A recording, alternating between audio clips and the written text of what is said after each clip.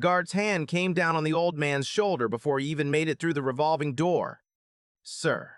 The word wasn't a greeting. It was a wall. "You can't be in here." The man didn't flinch.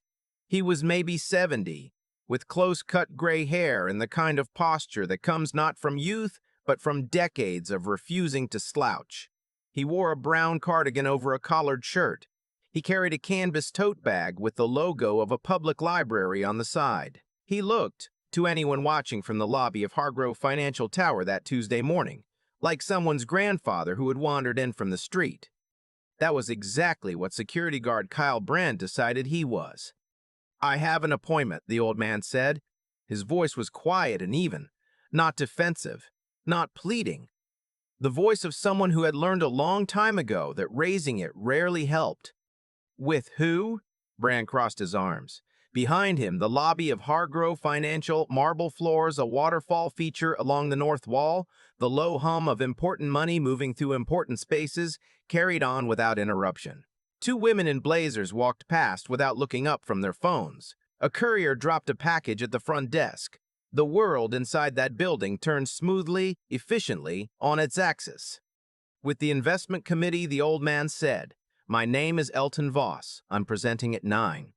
Brant looked at his clipboard. He ran a finger down the list with the deliberateness of someone who had already decided what the answer would be before he checked. "I don't see a Voss." "Try under Voss Capital." Another pause, longer this time. "Still don't see it." Elton Voss set his canvas tote on the marble floor and reached into the front pocket of his cardigan. He produced a folded piece of paper, a printed confirmation email, the kind a man carries when he has learned from experience that digital screens and old fingers don't always cooperate on demand. He held it out. Brant did not take it. "Sir, I'm going to have to ask you to step outside while I verify." He said it loudly enough that the woman at the front desk glanced over. "We've had issues with people coming in off the street, and—" "I'm not off the street." Still quiet, still even.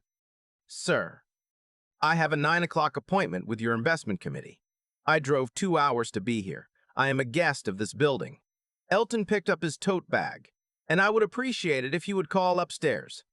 What happened next was the part that people in that lobby would remember. Not loudly, not dramatically. In the way that certain moments burn themselves quietly into the peripheral memory, the kind you don't realize you've stored until something brings them back years later. Brand stepped forward. He put his hand on Elton's arm, the left arm, the one with the tote bag, and he steered him, physically, toward the revolving door. "Outside," Brand said. "I'll verify from the desk. You wait out there." An elderly man, 72 years old, propelled by the arm toward the exit of a building he had every right to enter, in front of a lobby full of people who watched and said nothing. Elton Voss did not stumble. He planted his feet. He was not a large man, had not been a large man even in his prime, but there was something in the way he stopped that made Brant's hand drop. "I will not wait outside," Elton said. He was not angry. He was something harder than angry. He was certain. "You will call upstairs. You will do it now. And you will do it in front of me." What Brant did not know, what no one in that lobby knew except Elton himself, was the particular texture of the 2 hours Elton had spent driving that morning. He had left Crestwood at 6:45 before the sun was fully up because he did not trust highway traffic and he did not trust himself to rush. He had stopped once at a gas station outside of Millbridge for a cup of coffee he didn't finish because the styrofoam cup made his arthritis flare, and he couldn't hold it steady enough without spilling. He had parked in the Hargrove Financial visitor lot, $7 for the first hour, which he paid in cash because the card reader was broken and he didn't feel like arguing with a machine about it. He had walked 3 blocks from the lot to the tower entrance in the October cold, his left knee reminding him, as it did every morning now, that he was no longer the age he sometimes forgot he was. He had his presentation on a USB drive in the front pocket of his cardigan, the same cardigan his daughter had ironed for him the night before while he sat at the kitchen table going over his notes one last time. "Dad," she had said, running the iron over the collar, "you've done this 100 times." Not in front of this committee. Same principles. Different stakes. She had set the iron down and looked at him. She was 46 years old, and she had her mother's eyes and her father's stubbornness. And when she looked at him like that, he could see both things clearly. "You built the whole model from scratch," she said. "You know it better than anyone in that room will." "I know," he said. "Then what are you worried about?" He had thought about that for a moment. He had thought about the way rooms full of people in expensive suits sometimes looked at a 72-year-old black man with a library tote bag and decided, before he opened his mouth, what category to put him in. "Nothing," he said. "Go to bed." Back in the lobby, Brandt had made the call.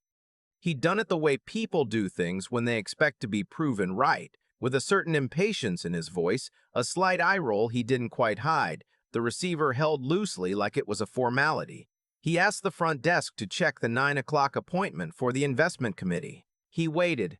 He tapped his clipboard against his palm. Then something changed in his face. It wasn't a dramatic change. It was the specific micro-expression of a person realizing in real time that they have made an error they cannot walk back. The slight parting of the lips. The stillness that comes before recalibration. "Yes," he said into the phone. "Yes, I have him here." A pause. "No, he's in the lobby." Another pause. Longer. "Yes, sir, I understand." He hung up. He looked at Elton Voss, at the cardigan, the canvas tote, the printed email now folded back in the front pocket. "Mr. Voss," he said, "they're sending someone down to escort you up."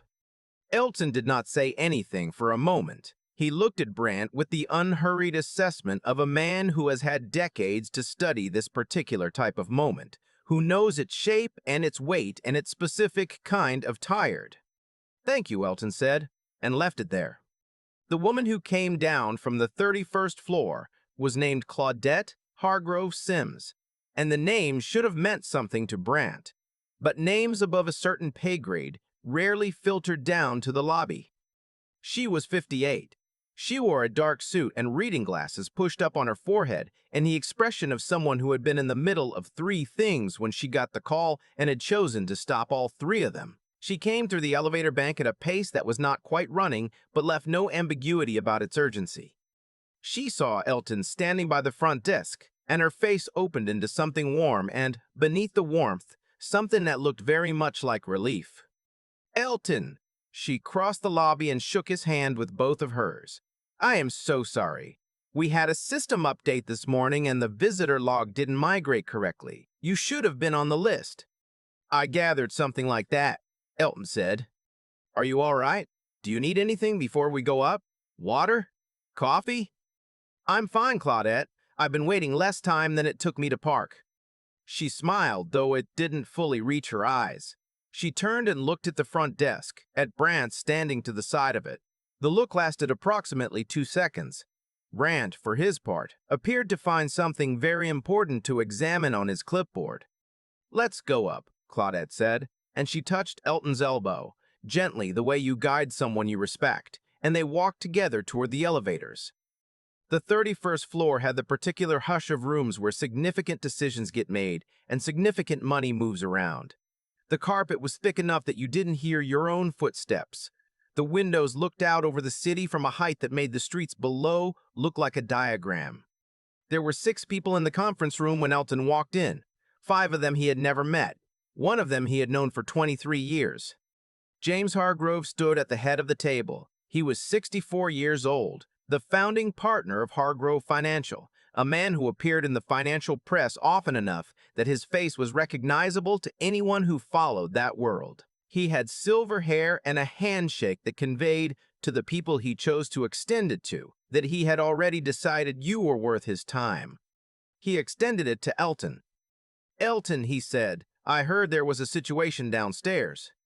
"Nothing that delayed us significantly," Elton said. "Good." Hargrove gestured to the chair at the far end of the table, the presenter's seat. "We've been looking forward to this."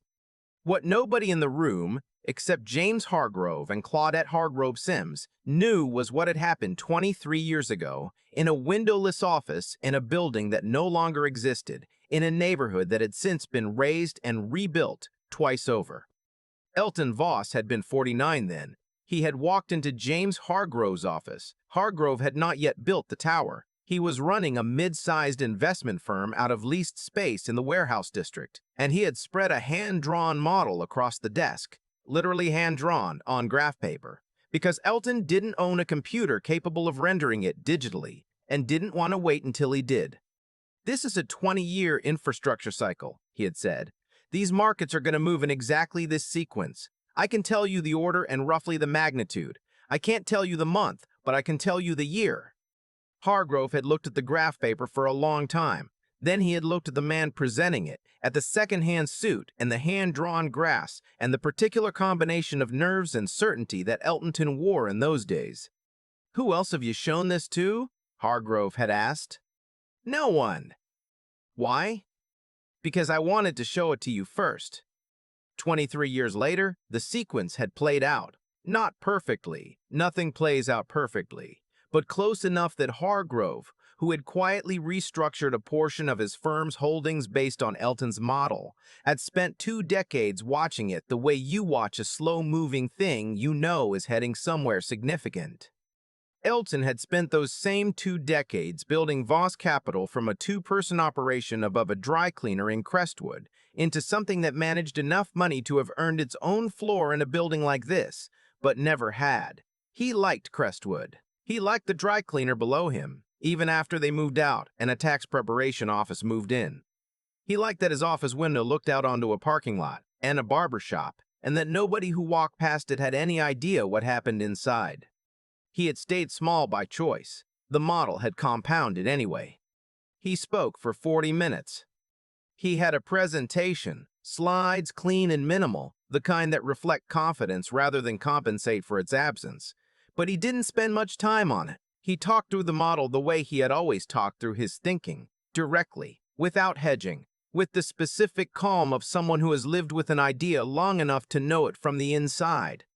The committee asked questions. Good questions, the kind that told you they had done their preparation. Elton answered each one without returning to his slides. He remembered the numbers because they were his numbers. He remembered the assumptions because he had argued himself out of each wrong one over a period of years before arriving at the right one.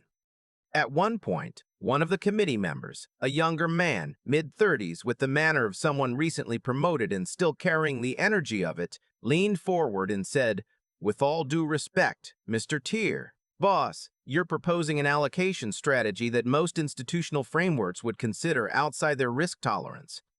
Elton looked at him. "What's your name?" The man blinked slightly. "Nathaniel Pruitt." "Nathaniel, what's your current allocation to the secondary municipal infrastructure category?" Pruitt glanced at his colleague. "About 3%. What was it 5 years ago?" "I don't have that figure in front of me." "It was 1.5. It doubled because the cycle I identified in 1994 completed its first rotation." Elton let that sit for a moment, not to humiliate, but to establish ground. "I'm not asking you to take my word for it. I'm asking you to look at the data and tell me where I'm wrong." Pruitt did not find a place where he was wrong. Afterward, when the committee had filed out and it was just Elton and James Hargrove left in the room, Hargrove closed the door and stood at the window for a moment, looking out at the diagram of streets below. "I heard what happened in the lobby," he said. "You mentioned. I want you to know that James." Elton was packing his USB drive back into the tote bag, folding his printed notes the way he folded things, methodically, along the original creases. "We've known each other 23 years. I know what you're going to say." Hargrove turned from the window. "It shouldn't have happened." "No, it shouldn't have." Elton picked up the tote bag. "It's happened before. Not here. Other buildings. Other lobbies. You get a certain age. You start carrying your confirmation email in your pocket instead of trusting they'll have your name on the list because you've learned what happens when they don't." He looked at Hargrove steadily. "That's not a story I'm telling to make you feel bad. That's just the shape of the thing." Hargrove was quiet for a moment. He was a man who made decisions for a living, who had spent 4 decades learning to be comfortable with the weight of them. But there was something in the way he looked at Elton just then that didn't belong to any decision. It was older than that. "What happened to Brandt?" Elton asked. He'll be dealt with. What does that mean? It means the matter is being reviewed. James. Elton's voice was patient but not soft. What I'm asking is whether this matters in a room where there's nobody watching. Because in a room where people were watching this morning, or a lobby anyway, it was handled. My concern is what happens tomorrow morning, with a different man in a different cardigan who doesn't have a printed email in his pocket. Hargrove looked at him for a long moment. That's a fair concern, he said. It's the only concern, Elton said. Kyle Brand was terminated 3 days later. The official documentation cited conduct unbecoming of a representative of Hargrove Financial and a failure to follow guest verification protocols. The wording was careful, institutional, the kind of language that files cleanly into a record. What the documentation did not capture, what records rarely capture, was the particular sequence of phone calls that preceded it. Claudette Hargrove Sims, who held the title of Chief Operating Officer and whose last name was on the building, had spent the 40 minutes of Elton's presentation on the 31st floor, pulling visitor logs from the previous 18 months. She found 11 other incidents involving Brandt, 11 other guests who had been questioned, delayed, redirected, or turned away at the lobby level. The documentation on those 11 was thin in some cases and non-existent in others. She called the head of security that afternoon. She called the building manager the following morning. She sat in a conference room on the 22nd floor for 3 hours with HR and legal and the head of facilities, and she said, in the careful and exact language she had spent a career learning to deploy, that the problem was not one man's behavior. The problem was a system in which that behavior had been permitted to continue 11 times without consequence. The visitor log protocol is going to be redesigned, she said. Guests will be verified upstairs before they arrive at the lobby, not after they've been made to wait in it, and I want every incident from the last 2 years reviewed and cataloged. Someone at the table said, "That's a significant undertaking." Claudette looked at them over the top of her reading glasses. "Yes," she said, "it is." Elton drove home the same way he had come. He stopped at the same gas station outside of Millbridge.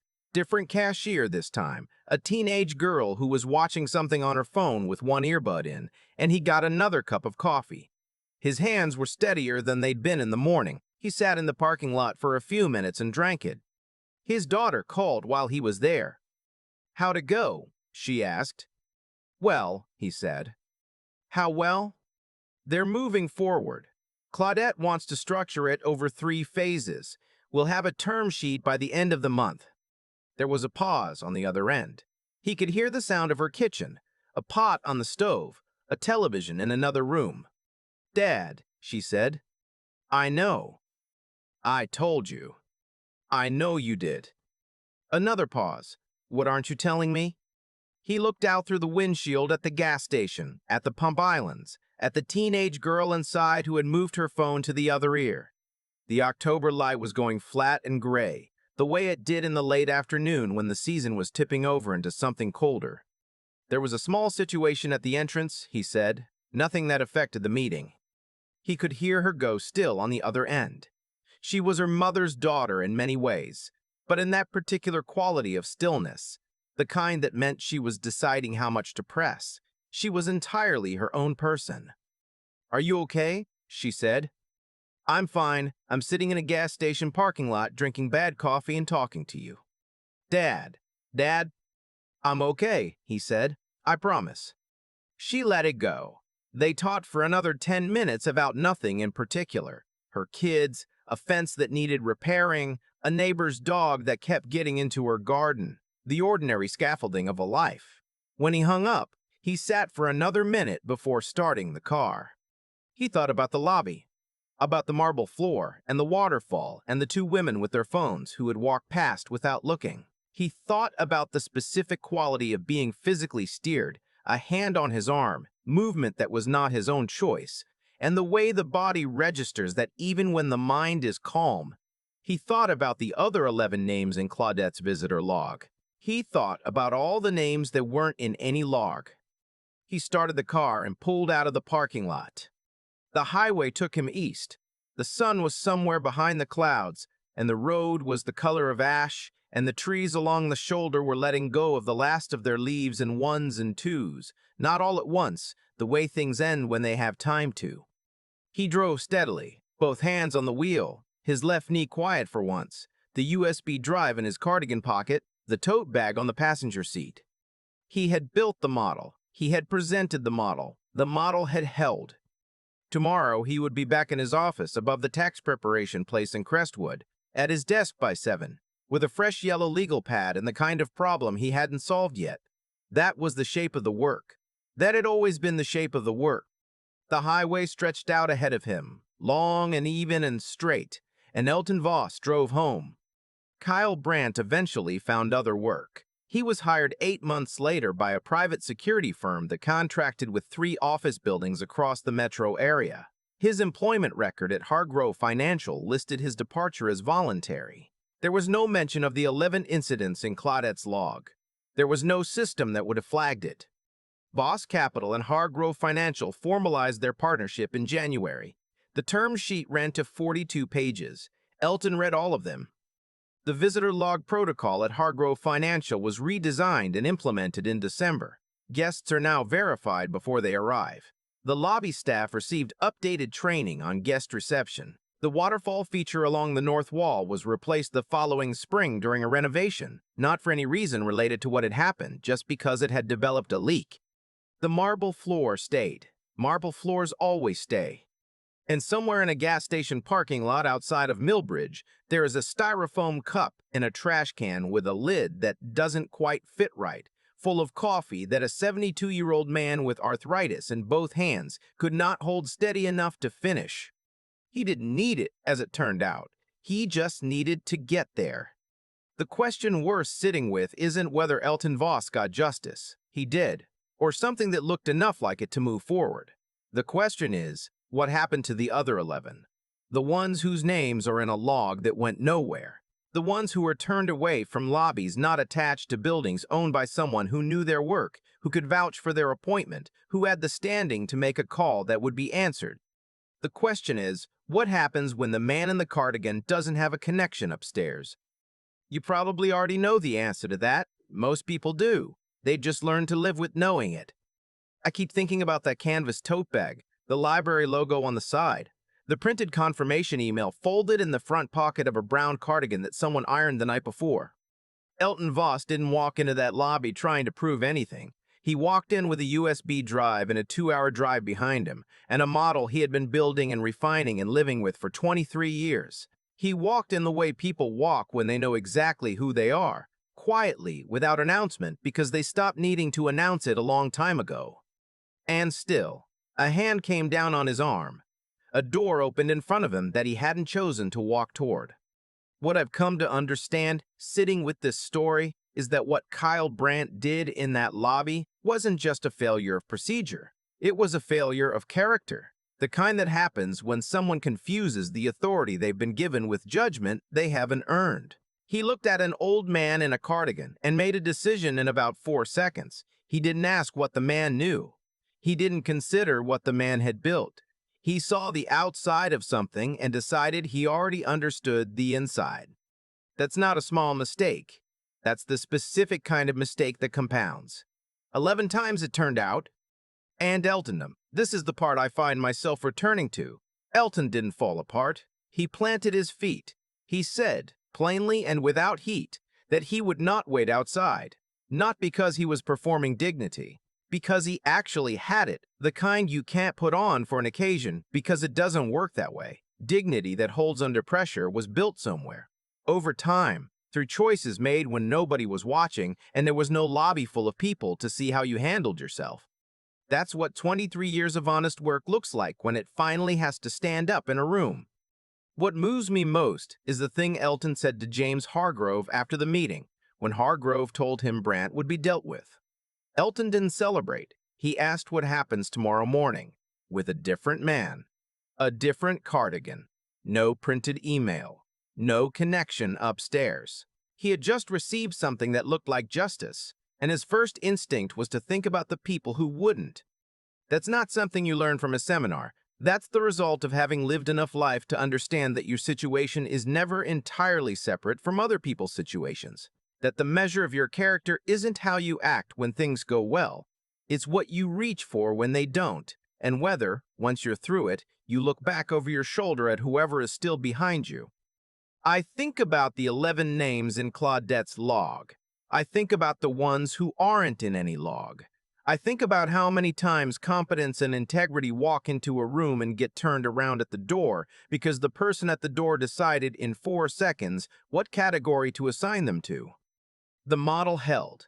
Elton built something real and it held. Nobody gave him that. He built it above a dry cleaner in Crestwood while the world was busy looking somewhere else. And then he carried it on a USB drive in a canvas tote bag through a lobby that tried to send him back outside. He didn't need anyone's permission to be what he already was. Neither do you.